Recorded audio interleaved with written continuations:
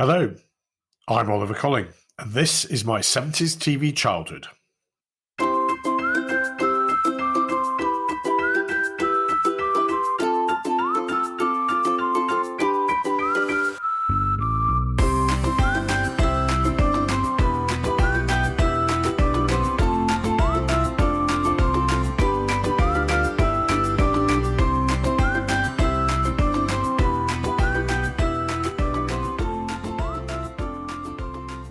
Hello again, and welcome back to the podcast celebrating growing up as a child in 1970s Britain and the special part that television played in our lives then. As always, thanks for your comments and suggestions. I'm so glad that we're helping so many of you remember your childhoods in the 70s and bringing back happy memories. As always, you can share your thoughts on www.my70stvchildhood.com, tweet at 70s TV Childhood, or email me, oliver@my70stvchildhood.com. For this episode, we're going to be looking at what Sunday used to be like, and, not for the first time, it was a bit different in the 70s. For many people today, current lockdown restrictions notwithstanding, Sundays mean a bit of a lie-in, then maybe off to do some shopping at IKEA, perhaps followed by a late pub lunch before settling down to an episode of Call the Midwife or whatever comfort TV might be on. Not back then. In the 1970s, all shops were closed by law, and Sunday really was a day of rest, as nothing much opened up at all. Even the pubs were restricted to opening between 12 and 2 at lunchtime, and shorter hours at night with early closing. And indeed, in some parts of Wales and Scotland, pubs were not even allowed to open their doors on a Sunday at all, due to the corrupting effect of alcohol on the Sabbath. Families had to amuse themselves without going to B&Q, or the nearest designer outlet, and one of the things we fell back on was television. But even television was different on a Sunday. BBC and ITV had dedicated religious programmes as part of their public service duties. As well as having live Sunday services from around the country, millions tuned into the BBC's Songs of Praise to see churches packed with smiling congregations singing their favourite hymns. All very comforting, but not always reflective of the church's normal congregations, I think, as memorably satirised by Rowan Atkinson on Not the 9 O'Clock News. ITV, as you might expect, had their own equivalent, but with a bit more stardust. Stars on Sunday featured popular actors and musical artistes, either reading improving texts or singing religious songs and hymns. It featured some really famous stars like Bing Crosby, Johnny Mathis, Shirley Bassey, and very often Harry Seacombe. However, its creator and first host, Jesse Yates, the father of Paulie Yates, well, at least he wasn't until it was revealed that Huey Green was really Paulie Yates' father, but that's probably something for another episode. Jesse Yates left under a shadow after having had an affair with a young actress. And after that, the show was presented by a number of popular stars of the day, including Harry Seacombe, Noelle Gordon, better known as Meg from Crossroads, and Violet Carson, aka Ina Sharples. There were also a number of shows aimed at a younger audience, and this is what I'd like to focus on for the rest of this episode. I'm delighted to welcome a very special guest to my 70s TV childhood, Tim Worthington. Tim is a writer, broadcaster, and all-round expert on popular culture in the 70s, 80s and 90s, as well as writing several books, including the Camwick Green Procrastination Society, Not on Your Telly, and Can't Help Thinking About Me. Tim also hosts the fabulous Looks Unfamiliar podcast, which remembers the things that others don't. Tim is also the BBC's go-to expert on the clangers, and details of all of this and much, much more can be found at timworthington.org. Tim, hello and welcome. Hello, and thank you for inviting me on. Yeah, pleasure. Now, before we start going onto what we're going to talk about today, you must be getting asked this all the time, but how do you become the BBC's go-to expert on the clangers? Well, I'm not really 100% sure myself. It all just happened one day out of nowhere when I would occasionally get calls because I live quite close to Radio Merseyside, where a lot of the kind of national TV news link-up inserts are done from, or at least were before, we stopped doing anything in studios for the time being. But I've done bits and pieces about things like, when Trumpton was back in the news because they'd remastered it, that sort of thing. Unfortunately, when a couple of people related to children's TV had died, they come on to talk about them and that sort of thing. And one day I just got a call saying, they're bringing the clangers back. Can you come in and do 5 minutes on the BBC News about it? And I was kind of a bit thrown by that because if you've ever seen the appearance, and I hope there are no clips of it out there or anything, I had an appalling shirt on. I would have worn a better one if I knew it was going to be on TV, but I hadn't had time to read, the beyond the headlines, the story of how they're bringing the clangers back. And so I kind of had to busk it and talk about why I thought it was acceptable to bring them back, whereas I thought other things might not work in the modern context. And somehow I got away with it. But weirdly, they put up a caption saying clangers expert, which I've never claimed to be. It's just sort of become that by default. I mean, I like the clangers. I know a lot about the making of the clangers, but I have ended up with this tag without seeking it. And all of the other things I'd like to be described as an expert in, it's never happened. So it's not your popular music knowledge or your cultural stuff, but it's the clangers. It's not a bad thing to be an expert in, though. Given that Michael Gove is saying we're all sick of experts at the moment, well, nobody's sick of this one. Oh, that's fascinating. Just sort of by way of introduction, where did you grow up as a child?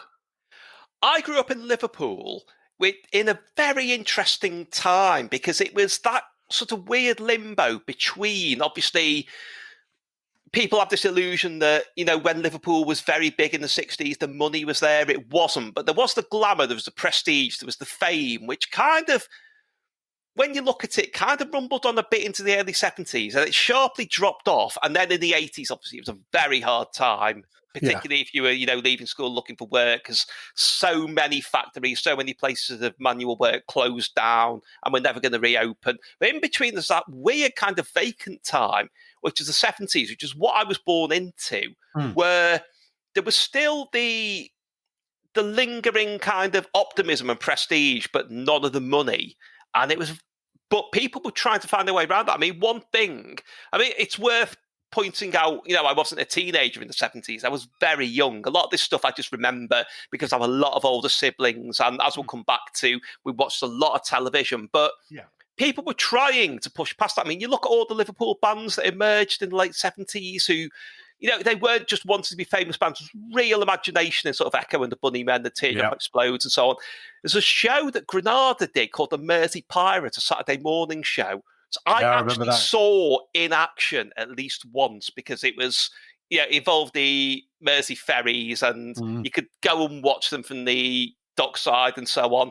And it was an incredibly ambitious thing, basically beaming a signal from the deck of a ferry to somebody standing with a receiver, apparently on a building adjacent to the Liver building, picking it up, feeding it back to the studio. And not many of them exist now. And I've often wondered if that was because the resultant recording wasn't very good quality. But there was a kind of resilience there that was kind of chipped away in the 80s. I mean, I'm not saying for a second I had a hard or deprived childhood. I did not. But my family's roots were in that. So, we always had an awareness that things weren't as they could be, things weren't as they should be. That in some ways, the North in general was being victimised, really. And there was a sense of that around while everyone was still telling each other how great we were. Because, as well as all that, obviously, Liverpool and Everton were both, they've had many heights of both being the biggest teams, but, the 70s was one particularly big run of that. So there was a lot of optimism and, in a good way, arrogance without the kind of material backing up of that. And that became quite a big thing in the years to come. Obviously, we're talking about television on this podcast. What influence did television have on you in your early years and how did that work with your family? Well, it had quite a big influence on me because I, from a very young age, thought about the mechanics of television because I remember things like I remember being very puzzled as to why Brian Cant, who was on Play School and Play Away, also did the voices on Trumped and Chigley and Camberwick Green. I remember being young enough to wonder how it worked. Were they still making them? Did he finish being on Play School and then walk into this room where there was a microphone and do the voices? I remember thinking things like that. I remember seeing a bit of, I think, a repeat of Monty Python's Flying Circus in 1979 and wondering why John Cleese, who I only knew from Fawlty Towers, was in this very strange program banging a desk and people were laughing.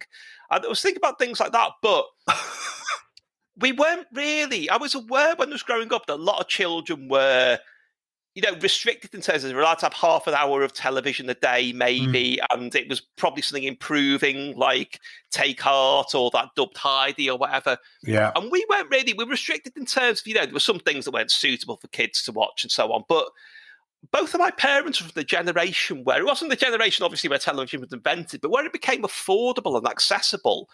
And I think because, we had quite a comfortable upbringing, but they weren't from as comfortable backgrounds. And I think they both saw, things like libraries, television, the radio, and so on, as what exposed them to more aspiration in life, social and intellectual, that, it was possible to aspire towards things like, being something more than a housewife, being a working mother, or, having an interest in science when, you're from a background that wasn't really predisposed to. And yet at the same time, they could laugh at light entertainment, like anyone else. And that's what I remember as a kid, was being aware of, because people talk about BBC and ITV households. We were both. We weren't one or the other.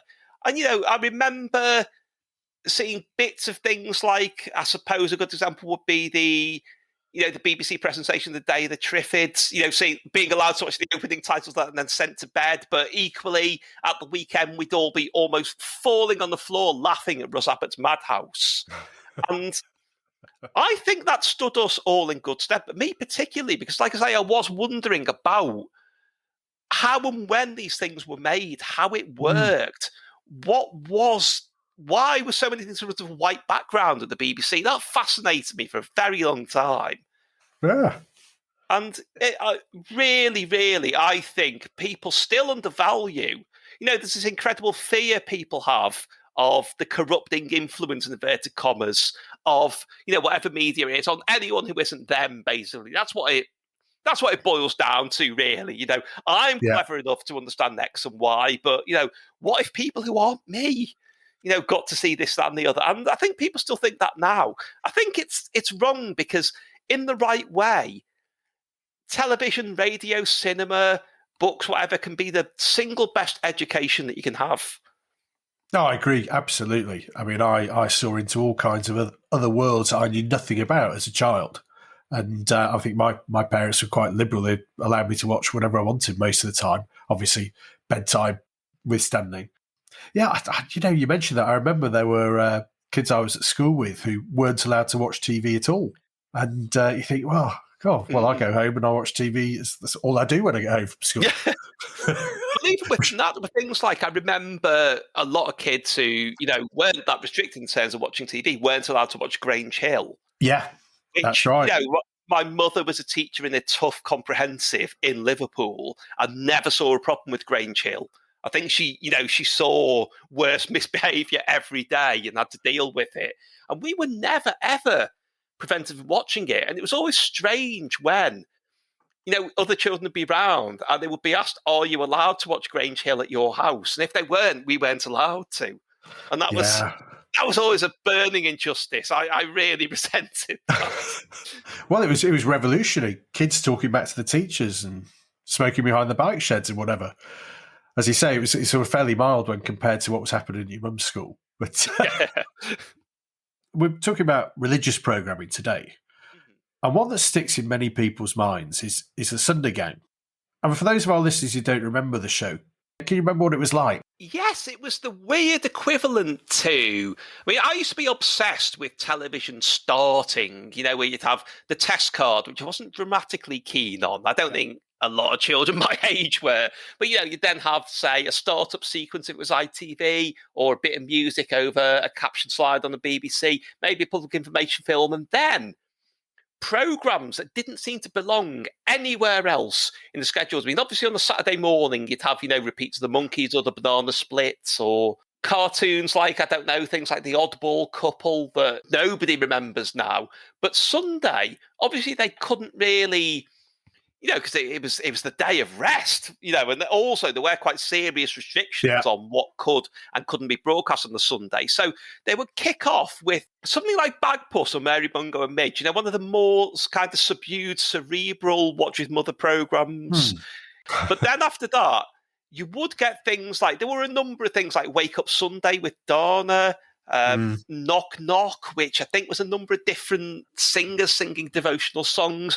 But the Sunday Gang was ostensibly, I mean, they were all well into their 20s, but they were purportedly a gang of kids who got together in their clubhouse on the Sunday morning before your parents were up, when all this things like Land of the Laps would be on ITV. On the BBC, you'd have the Sunday Gang, where they just convened to talk about Jesus and his teachings and how they related to their everyday lives. In a very, very obvious BBC studio set of the mid to late 70s, with a screeching Scottish puppet rat as well. Oh, yes. Yeah. Macintosh, was it? Macintosh the mouse? Yes, technically it's Macintosh Mouse, but that is a rat. Nobody can convince me otherwise. Macintosh Mouse. It's another one of these slightly scary puppets that used to appear on TV. I mean, in a previous episode, we talked about Hartley Hare in Pitkins, who was quite frightening as a kid. Yeah, they're very much in the Hartley Hare mould, because Macintosh is basically, I don't know, it's like a dilapidated pillowcase screeching East Sassenachs. Actually, in a worse Scottish accent than Richard Herring's Scottish accent, which takes some doing. I mean, it's interesting you mentioned the gang thing. I mean, why do you think the BBC sort of dressed up what was basically an evangelical Christian message and tried to make it a bit like the Double Deckers? Well, there were a lot of gang sort of themed programmes in the 70s. Everyone forgets that now. It seems to have been the thing. I think it came from comics, really, because it was when post, the Beano and the Dandy being the dominant ones, we started getting things like Core, Whizzer and Chips and Whoopee. They were always founded around a gang of some description. Yeah. A group of kids that played together or had the same interest. And I think it stems from that, really. And it's a way of, because it's a subject where, most kids would switch it on and think, oh no, it's about church, boring. But if they were trying to make you feel like they were part of their gang for various reasons, then, you might be more enticed to watch it, really.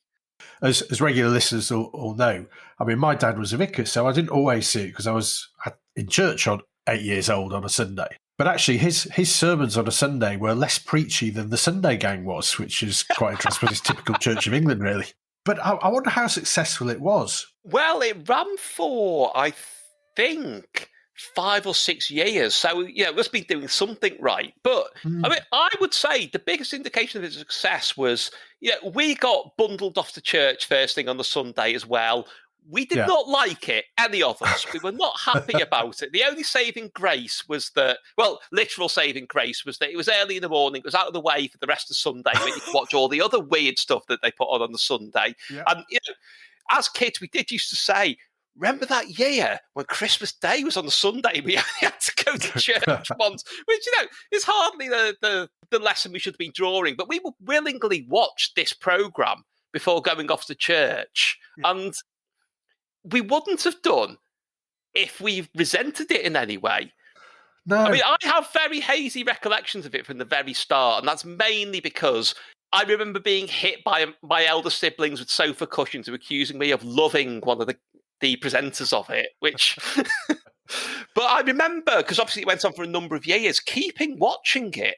So, again, there must have been something in it that was enjoyable to...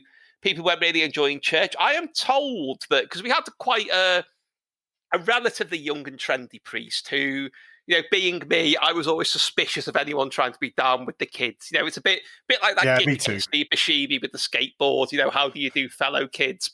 And later on, I remember him doing a sermon about, he'd seen a program called Captain Zepp Space Detective. And he said, I wondered to myself, if Captain Zepp went far enough, would he reach heaven? And I remember thinking silently in my head, stop getting Captain Zepp wrong. Wow. Zepp 1 goes to prearranged locations to solve crimes. But apparently he will sometimes reference the Sunday Gang in his sermons, which, that's quite a big way for it to get through as well. Yeah, it is. Am I allowed to ask which one of the gang you had a thing about? Yes, it was Tina, 2 E's, played by Tina Heath, who, watching it back now, people who know me will probably, if they saw clips of her, and how she was dressed and how she behaves in it, would say, yeah, she's got you written all over her. I mean, their character was kind of a gobby, loudmouth Cockney type. Basically, she was kind of like, your best friend's girlfriend's best friend, and everyone says, you should get together with her.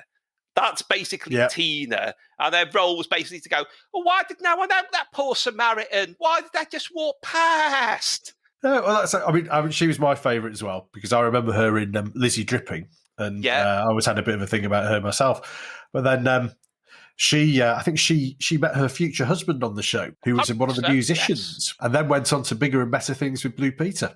I was wondering, do you know what happened to the rest of the gang? The trail goes very cold about them very quickly, because the other members, there was JD, who was kind of the, hey, everyone gets along type character, who occasionally, I remember spotting him in things like 2.4 Children and The Bill, always in smaller roles. I believe he had a larger role in The Manageress, late 80s Channel 4, Cherry Lungy, that football drama on Channel 4. I don't remember him in it, but apparently he had quite a prominent role. Glenn Stewart, who was Boff, the kind of technical wizard who built the computer. Now, the computer we'll have to come back to, because that is remarkable, but he would show up in things. I remember him being in Help, the sitcom that everyone thinks Craig Charles was in. No, it's actually Jake Abraham, who Craig Charles comments himself on the fact that they look like each other. It's not that they all look the same thing. They do get confused quite often, but that was a sitcom about, as Craig Charles calls it, the 3 guys on the park bench looking for jobs, set in Liverpool in the 80s. And I remember him turning up in that, a couple of other things in bit parts. Jill Shakespeare, who was Dodo, who was like harder thinking country bumpkin one, who would have to have the parables re-explained to her again and again, seems to have had quite a reasonable career in things like she was in Thriller, the ITV horror anthology series. She was in Against the Crowd, which is a Nigel Neal play. Wings, which is a very prestigious BBC costume drama. Did the Sunday Gang, appears to have done nothing else since then. As if she got typecast as this harder thinking country bumpkin type. Alison Christie Murray, who I think replaced Tina Heath when she left. This is her only credit, as far as I can tell. I don't know where some of them came from originally. I don't remember seeing many of them afterwards, other than Tina Heath. You mentioned Boff, so he had lots of inventions of things, and the computer. You tell us about the computer. Yeah, the computer is basically some tape spools and piano keys done up to look like a terrifying robot face. It ostensibly played the theme tune, which, if you remember that, it will be burning through your memory now. But it was they would improvise of it. Yes, that's right. You turn around the handle, and they would improvise a verse about that week's Bible story, and then go into the knocking on doors, opening windows, up and down and round with kind of a hand jive dance, where Tina Heath looked like the only one who was enthusiastic about doing it. It reminds me of, actually, when they do Tongue-Tied on Red Dwarf very early on, the sort of song and dance thing, where obviously, we've got Danny John Jules is singing it, and, he was a singer and dancer, but in the background, I've never been able to decide who I think is funnier out of Craig Charles looking like he's the most uncomfortable he's ever been in his life, and Chris Barry looking like he's never been happier. He genuinely seems to be thrilled by it. That's kind of what the Sunday Gang were like. They all seemed a bit reluctant, apart from Tina Heath, who was actually punching the air while she was doing the dance. Full of enthusiasm, which is great. Yeah. That's great. Oh, that's brought back some fantastic memories. That theme tune is going to be going through my head for the next couple of weeks, I think.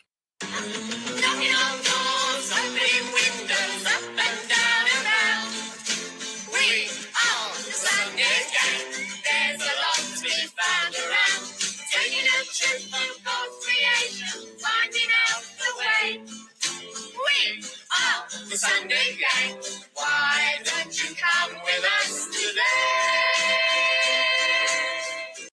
I always wondered about the knocking on doors was one thing. What was the opening windows about? I could never quite work that out. I don't know. I mean, was it kind of letting the message of God in through the window? Maybe, I don't know. maybe. But Or if you don't come to the door, we're going to come in your window. I wondered if it was in some ways a kind of, we should just copy that but with slightly different words so nobody will notice rip of the theme from Rainbow, actually. Ah.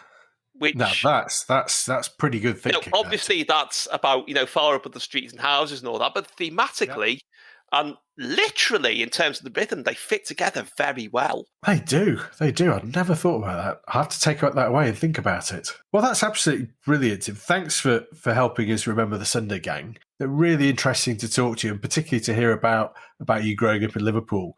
But that's great. Thanks ever so much for joining us on My 70s TV Childhood, and hopefully we can talk to you again soon. Absolutely. Thank you very much.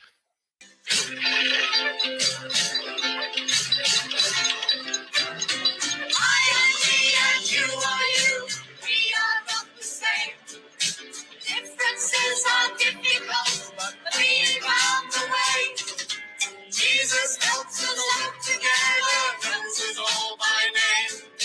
Matthew knew and Peter found, he shows the way.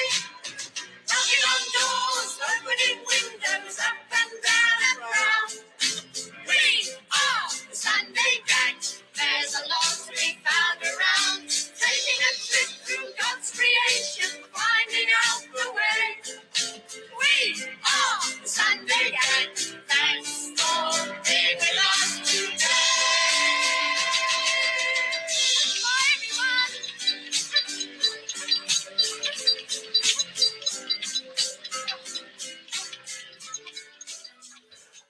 Thank you so much for joining us, Tim. And a reminder that Tim's Looks Unfamiliar podcast is available from all your main podcast hosts. And you can find out lots more about Tim at timworthington.org. Well, that's all for now. I'm going to have the Sunday Gang theme running around my mind for the next couple of weeks at least. If you want to share your memories of the Sunday Gang, or indeed any of the subjects we've covered, you can do so at our blog, www.my70stvchildhood.com, tweet at 70stvchildhood, or email me directly, oliver@my70stvchildhood.com. Take care, and I'll see you soon for more from My 70s TV Childhood.